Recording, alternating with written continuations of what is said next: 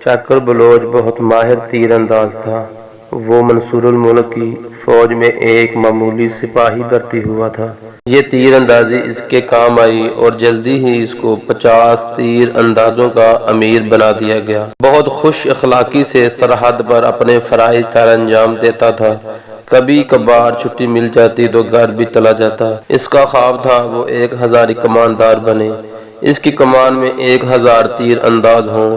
एक दिन इसे खत के जरिए ये इतला मिली कि इसके वालिद की तबीयत बहुत खराब है। ये पढ़कर इसने छुट्टी ली और घर की राह ली। इसे कुछ दिन ही इनकी खिदमत का मौका मिला, तब मौत ने इन्हें आ लिया।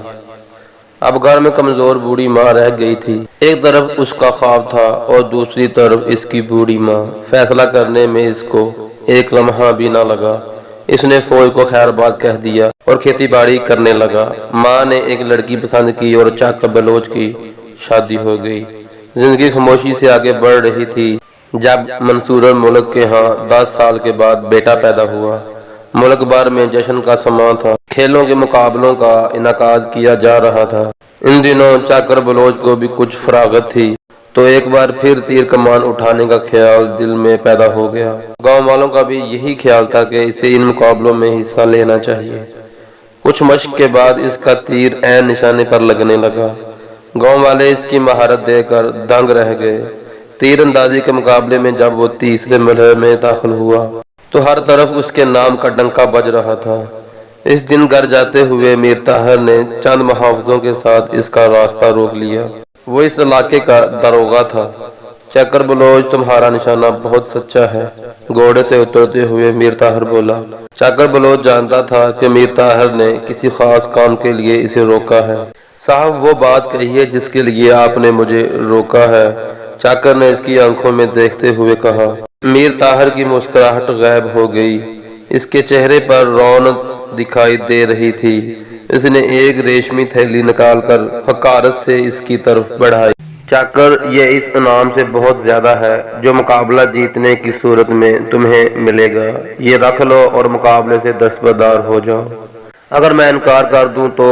चाकर ने तंजिया लहजे में सवाल किया। इसका नतीजा बहुत भयानक हो सकता है, मीर ताहिर ने सर्द लहजे में धमकाया। मैं तुम्हारी पेशकश ठुकराता हूँ, चाकर बलोच ने बेखौफ होकर कहा।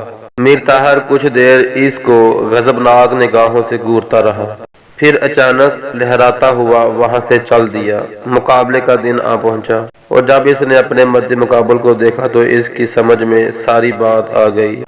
मीर ताहिर का भांजा और मीर कासिम का बेटा, जो 50 हजारी सलार था, इसके सामने खड़ा था। चाकर जैसे माहिर तीर अंदाज के सामने इसकी एक न चली। वो ये मुकाबला हार गया। इस जीत पर 50 हजारी सलार मीर कासिम ने चाकर को मुबारकबाद देते हुए कहा। हर बाप की तरह मेरी ख्वाहिश थी कि ये मुकाबला मेरा बेटा जीते, मगर कुछ सलाहियतें खुदादाद होती हैं। चाकर के पास वो खूबी है जिसकी बदौलत इसका निशाना चूकता नहीं। मैंने अपने बेटे से वादा किया था कि अगर वो ये मुकाबला जीत गया तो इसे बेशकीमत तोहफा दूंगा। चाकर बलोच ने मुझे बहुत मुतासर किया है। इनाम के साथ ये इस तोहफे का भी हकदार है। मीर कासिम का ये ऐलान सुनकर गांव वालों ने चाकर को कंधों पे उठा लिया। सब इस तोहफे को देखने के लिए बेताब थे। तोहफा देखकर सबकी आंखें फटी की फटी रह गईं। वो एक जो कामत हाथी था। उम्मीद है आप हमारे इस तोहफे की कदर करेंगे और इसकी खुराक की फिक्र न करना। सालाना तुम्हें इसका खर्च मिल जाएगा। मीर कासिम ने चाकर से मुसाफा करते हुए ऊंची आवाज में कहा ताकि सब सुन लें। चाकर किसी सूरत ये तोहफा कबूल करना नहीं चाहता था, मगर मीर कासिम की दुश्मनी मोल लेने की सकत इसमें नहीं थी। इसलिए वो किसी या किसी तरह वो हाथी गांव ले आया। एक उजाड़ खेत में इसका आजी ठिकाना बना दिया। अगले दिन कुछ सिपाही वहां आदम के और हाथी की खुराक के बारे में इससे सवाल करने लगे। इसके बाद उन्होंने चाकर के खेत में घुसकर इसकी मेहनत से उगाई गई सब्जियां इकट्ठी की और हाथी के सामने ढेर कर दी। एक कागज पर इसकी तफसील लिखी और ये कहकर चले गए कि 1 साल पूरा होने पर रकम अदा कर दी जाएगी।